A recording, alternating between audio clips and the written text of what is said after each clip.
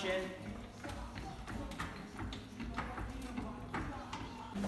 What is going on, people? A little bit of a different one today. You joined me at my unit. I have a week off work, so it's time to get working on the Swift.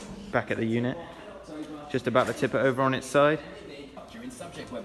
So yeah, this is either scary bit. It's either going to go terribly wrong or terribly right. We're going to try and lean it on a bit of old seat and a tyre, tip it over on its side fully.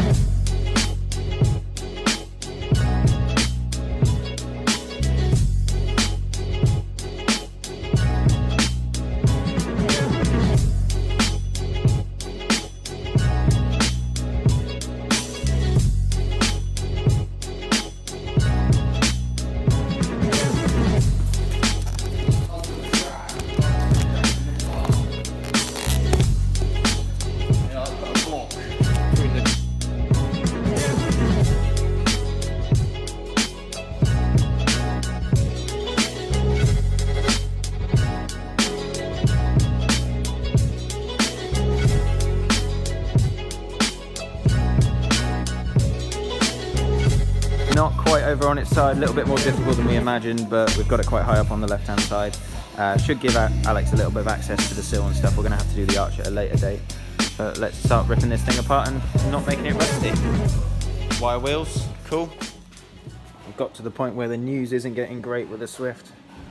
Got a nice hole and a crack that runs down the frame on there, but problem being,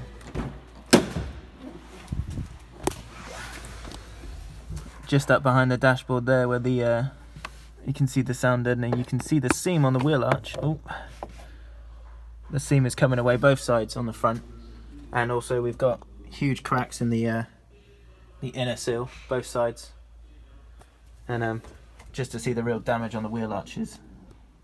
That's what you're looking at, both sides. Underneath we've got control arm, right next to the control arm, big holes either side. It'll need a ton of attention.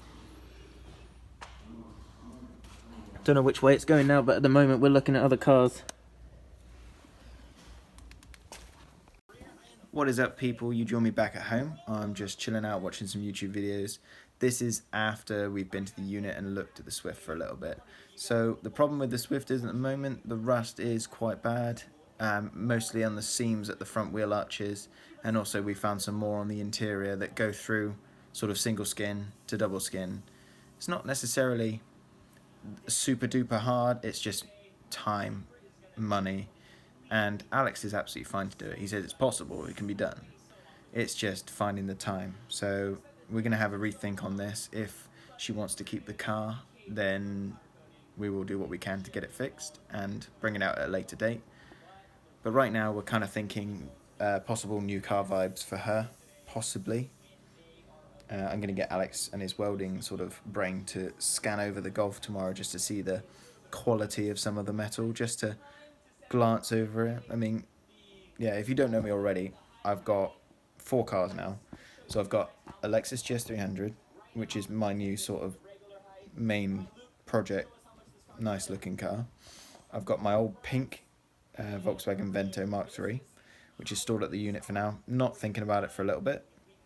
I've got a Volkswagen Golf 19 TDI Mark III again, sat on the driveway. It was my mum's, she gave it to me, and I just said I'd fix it. So I've been fixing it for the past few months. If you look back on the videos, you'll see. And yeah, I think I got it almost fixed, and then I found a bit more rust, so I kind of need to go back and retrace my steps and just have a look and see if I need to change anything on it.